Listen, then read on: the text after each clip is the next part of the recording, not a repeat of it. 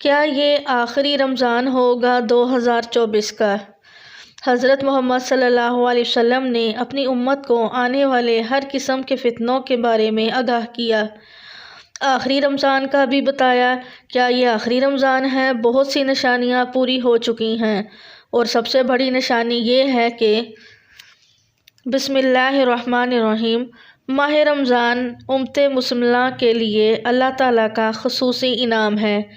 یہ مہینہ نزول قرآن کا مہینہ ہے۔ اس ماہ مبارک میں پروردگار کی خاص رحمتیں اور برکتوں کا نزول، فراخی رزق، ایک دوسرے کی خیر خواہی اور جنت میں داخل ہونے کے لیے اور جہنم سے نجات حاصل کرنے کے لیے کی جانے والی کاوشوں کا مہینہ ہے۔ آخری کتاب و شریعت کے نزول کے ساتھ ہی حضور پاک صلی اللہ علیہ وسلم کو نبوت کی بشارت دی گئی۔ امت مسلمہ پر نازل ہونے والے اس انعام و اکرام کی خوشی اور شکرانے کے طور پر مسلمان پر ایک ماہ کے روزے رکھ کر اضافی عبادت کا تحفہ ملا، اور پروردگار نے ارشاد فرمایا، اے ایمان والو، تم پر اسی طرح روزے فرض کیے گئے ہیں جیسے تم سے پہلے لوگوں پر فرض کیے گئے تھے، تاکہ تم پرہیزگار بن جاؤ۔ اس آیت کریمہ سے وضاحت ہو رہی ہے کہ مسلمانوں سے پہلے بھی دیگر امتوں پر روزے فرض قرار دیے گئے تھے تاکہ وہ تقویٰ کے اعلیٰ درجات پر فائز ہو سکیں۔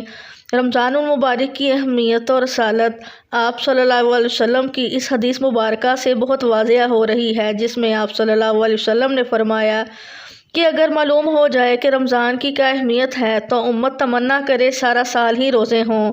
رمضان المبارک کا یہ مقدس مہینہ ساری دنیا کے مسلمانوں کے لیے ذکر و فکر، تسبیح و تجلیل، کثیر و تلاوت و نوافل اور صدقہ خیرات کا باعث بنتا ہے۔ اس مہینے کو پا کر دنیا کا ہر مسلمان اپنے اپنے ایمان اور تقویٰ کے مطابق حصہ لے کر اپنے جسم و روح کے لیے تقویت کا سامان فراہم کرتا ہے۔ اسی طرح حضور اکرم صلی اللہ علیہ وسلم کی یہ حدیث مبارکہ ہے کہ روزہ گناہوں سے بچنے کے لیے ڈھال ہے۔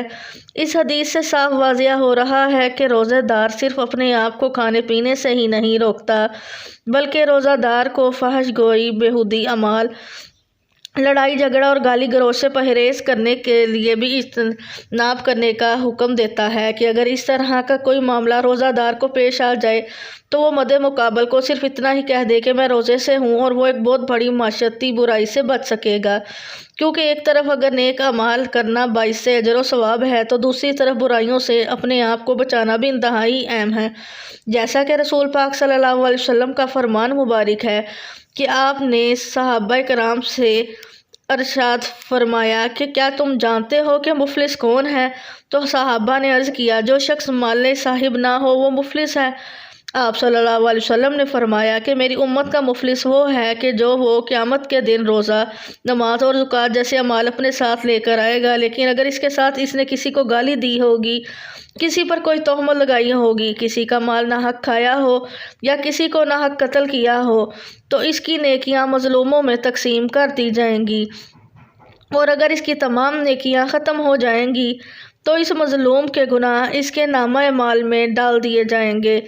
اسی طرح روزے کی فضیلت کے حوالے سے حضرت ابن عمر رضی اللہ عنہ سے روایت ہے کہ حضور پاک صلی اللہ علیہ وسلم نے فرمایا، جنت سال کے آغاز ہی سے اگلے سال تک رمضان المبارک کے لیے سجا دی جاتی ہے۔ آپ صلی اللہ علیہ وسلم نے فرمایا، جب رمضان المبارک کا پہلا دن ہوتا ہے تو عرش کے نیچے سے ایک ہوا چلتی ہے جو جنت کے درختوں کے پتوں سے حورین پر پھیلی جاتی ہے، پس وہ حورین یہ دعا مانگتی ہیں، اے اللہ، ہمارے لیے اپنے بندوں میں ایسے شوہر بنا جن سے ہماری آنکھیں ٹھنڈی ہوں اور ہم سے ان کی آنکھیں ٹھنڈی ہوں۔ قرآن مجید میں اللہ تبارک تعالیٰ نے روزے کا حکم دیتے ہوئے فرمایا کہ لعلکم تتقون، یعنی تم پر روزہ فرض کیا جاتا ہے شاید کہ تم متقی و پرہیزگار بن جاؤ۔ یہاں پر یہ نہیں فرمایا کہ اس سے تم یقیناً متقی پرہیزگار بن جاؤ گے۔ اس آیت سے واضح ہو رہا ہے کہ روزے کا نتیجہ تو آدمی کی سمجھ بوجھ اور اس کے ارادے پر منحصر ہے، نہ کہ صرف روزہ رکھ لینے سے، اور جب تک انسان روزے کے اصل مقصد کو حاصل نہیں کر لیتا، یعنی تقوی پرہیزگاری، تب ہی روزہ اس کے لیے فائدہ مند ہے۔ اگر اس نے روزہ رکھ کر تقوی پرہیزگاری حاصل نہیں کی تو اسے کوئی فائدہ حاصل ہونے کی امید بھی نہیں رکھنی چاہیے۔ رسول اللہ صلی اللہ علیہ وسلم نے اپنی امت کو آنے والے ہر قسم کے فتنوں کے بارے میں نہ صرف خبردار کیا بلکہ مستقبل میں رونما ہونے والے اہم واقعات کے بارے میں بھی آگاہ کیا، خاص کر ظہور امام مہدی اور خروج دجال سے متعلق واقعات کو تفصیلاً بیان کیا، یہاں تک کہ حق و باطل کے ان دونوں اماموں میں ظہور خروج سے ماقبل کے حالات کو قدر تفصیل سے بیان کیا اور کچھ نشانیاں خصوصی طور سے بیان کی تاکہ کسی ان پڑھ جاہل مسلمان کو بھی حق و باطل کی پہچان میں کسی قسم کا شک و شبہ نہ رہے۔ اسی طرح حضرت امام مہدی کے ظہور سے متعلق بیان کی گئی احادیث کے بارے میں اسلاف کا یہ طریقہ چل رہا ہے کہ وہ اس کے متعلق نشانیوں کو ہمیشہ اپنے سامنے رکھتے تاکہ حضرت امام مہدی کے ظہور کے وقت حق و باطل کے درمیان ہونے والے معرکے میں وہ حق کے ساتھ کھڑے ہوں اور باطل ان کو دھوکہ نہ دے سکے۔ حضرت امام مہدی کے ظہور سے قبل قریب ترین نشانیوں میں سے ایک نشانی رمضان المبارک میں ایک زوردار آواز سنائی دینا ہے، چاہے وہ چیخ کی صورت میں ہو یا دھماکے کی صورت میں۔ نصف رمضان کی رات یعنی 15ویں شب کو ہوگا اور وہ جمعہ کی شب ہو۔ اسی طرح رمضان المبارک سورج گرہن کا ہونا، آسمان پر ستون کی مانند کسی چیز کا روشن ہونا، اور سب سے بڑھ کر اس رمضان المبارک میں ملک شام میں صفیانی کی جانب سے مسلمانوں کا قتل عام کرنا وغیرہ۔ رسول پاک صلی اللہ علیہ وسلم نے فرمایا، رمضان میں ایک زبردست آواز آئے گی۔ صحابہ کرام رضوان اللہ علیہ اجمعین نے پوچھا، یا رسول اللہ صلی اللہ علیہ وسلم، آواز رمضان کے اول میں ہوگی، درمیان میں یا پھر آخر میں؟ آپ صلی اللہ علیہ وسلم نے فرمایا، نصف رمضان میں۔ جب نصف رمضان میں جمعہ کی رات ہوگی تو آسمان سے ایک زوردار آواز آئے گی جس سے 70,000 لوگ بے ہوش ہو جائیں گے اور 70,000 اندھے ہو جائیں گے اور 70,000 بہرے ہو جائیں گے۔ ایک اور روایت کے مطابق 70,000 راستہ بھٹک جائیں گے اور 70,000 لڑکیوں کی وقارت زائل ہو جائے گی۔ صحابہ کرام رضی اللہ عنہم نے دریافت کیا، یا رسول اللہ صلی اللہ علیہ وسلم، تو آپ کی امت میں سے اس آواز سے کون محفوظ رہے گا؟ رسول پاک صلی اللہ علیہ وآلہ وسلم نے فرمایا، جو اس وقت اپنے گھروں میں رہے اور سجدوں میں گر کر پناہ مانگے اور زور زور سے تکبیریں کہے۔ پھر اس کے بعد ایک اور آواز آئے گی۔ پہلی آواز حضرت جبرائیل علیہ السلام کی ہوگی اور دوسری آواز شیطان کی ہوگی۔ پھر فرمایا کہ واقعات کی ترتیب یہ ہوگی کہ آواز رمضان میں ہوگی۔ دراصل جنگ کی گنگرج یا شور شرابہ ہوگا جو کہ شوال کے مہینے میں ہوگی، اور ذی العقد میں قبائل عرب بغاوت کرے گی اور ذی الحج میں حاجیوں کو لوٹا جائے گا۔ رہا محرم کا مہینہ، محرم کا ابتدائی حصہ میری امت کے لیے آزمائش ہے، اس کا آخری حصہ میری امت کے لیے نجات ہے۔ اس دن وہ سواری باماں کجا دے کہ جس پر سوار ہو کر مسلمان نجات پائے گا۔ اس کے لیے 1,00,000 سے زیادہ قیمت والے اس مکان سے بہتر ہوگی جہاں کھیل و تفریح کا سامان ہوگا۔ رسول پاک صلی اللہ علیہ وسلم نے فرمایا، رمضان میں ایک آواز سنائی دے گی، شوال میں شور شرابہ ہوگا اور ذی العقد میں قبائل کی باہمی کشمکش۔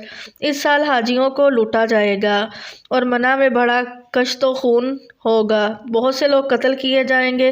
وہاں اس وقت خون ریزی ہوگی جبکہ وہ ہجرہ عقبہ میں ہوں گے، اور محرم میں ایک ندا دیتے والا پرندہ سے ندا دے گا کہ جان لو یہ مہدی اللہ کا خلیفہ ہے، اس کی سنو اور اطاعت کرو۔ حضرت عبداللہ بن مسعود رضی اللہ عنہ سے روایت ہے کہ رسول پاک صلی اللہ علیہ وسلم نے فرمایا، رمضان میں چیخ سنائی دے گی تو شوال میں شور شرابہ ہوگا اور ذی العقد میں قبائل کی بغاوت ہوگی اور ذی الحج میں خون، اور محرم کا مہینہ تو کیا ہی مہینہ۔ ہم نے پوچھا، یا رسول اللہ صلی اللہ علیہ وسلم، یہ چیز کیسی ہوگی؟ آپ صلی اللہ علیہ وسلم نے فرمایا، 15 رمضان المبارک جمعے کی رات کو دھماکہ ہوگا جو سونے والے کو بیدار کر دے گا، کھڑے ہونے والوں کو بٹھا دے گا۔ شریف زادیاں اپنی خلوت گاہوں سے جمعے کی رات کو نکلیں گی۔ اس سال زلزلے کثرت سے آئیں گے۔ جب تم جمعہ کے دن فجر کی نماز پڑھ لو تو اپنے اپنے گھروں میں داخل ہو کر دروازے اور کھڑکیاں بند کر لینا اور اپنی چادریں اوڑھ لینا، اپنے کان بند کر لیں، اور جب تمہیں چیخ کا احساس ہو تو اللہ کے سامنے سجدہ ریز ہو جانا اور یہ پڑھنا کہ کہ پاک ہے وہ ذات جو نقائص سے پاک ہے، تو جو ایسا کرے گا وہ نجات پائے گا، اور جو ایسا نہیں کرے گا وہ ہلاک ہو جائے گا۔ محمد بن علی رحمۃ اللہ علیہ کا قول ہے، دو نشانیاں ہیں جو زمین و آسمان کی تخلیق سے لے کر آج تک نظر نہیں آئی۔ پہلی رمضان المبارک کی رات چاند گرہن لگے گا، اور دوسری 15 رمضان کو سورج گرہن لگے۔ جب سے اللہ نے زمین و آسمان کو پیدا کیا ایسا نہیں ہوا۔ یہ بات حقیقت ہے کہ سورج گرہن ہمیشہ چاند کی شروع کی تاریخوں میں ہوتا ہے، اور چاند گرہن ہمیشہ ایام 20 یعنی 13، 14 اور 15 کی تاریخ کو ہوتا ہے، لیکن ظہور مہدی سے قبل رمضان میں یہ ترتیب بدل جائے گی۔ حضور پاک صلی اللہ علیہ وسلم نے فرمایا، لوگوں قیامت سے پہلے ایک رمضان ایسا آئے گا جس میں ایک ایسی شدید آواز آئے گی اور دنیا میں کوئی نہیں جان سکے گا کہ آواز کہاں سے آئی۔ آپ صلی اللہ علیہ وسلم نے فرمایا کہ اگر رمضان میں ایسی آواز سنائی دے جس کا کوئی کھوج نہیں لگایا جا سکا، تو پھر 1 سال کا رزق اپنے گھروں میں سمیٹ کر رکھ لینا کہاں کی عقل مندی ہے۔ حضرت جابر رضی اللہ عنہ فرماتے ہیں کہ میں نے رسول پاک صلی اللہ علیہ وسلم کو یہ فرماتے ہوئے سنا کہ میری امت میں ایک جماعت یوم قیامت تک سر بلندی کے ساتھ حق کے لیے سر پیکار رہے گی۔ اس سے معلوم ہوتا ہے کہ مومنین کی ایک ایسی جماعت قیامت کے دن تک زندہ رہے، مگر مندرجہ ذیل احادیث طیبہ میں صراحت ہے کہ قیامت سے پہلے تمام مومنین کو موت آ جائے گی اور قیامت کے دن کوئی مومن زندہ نہ ہوگا۔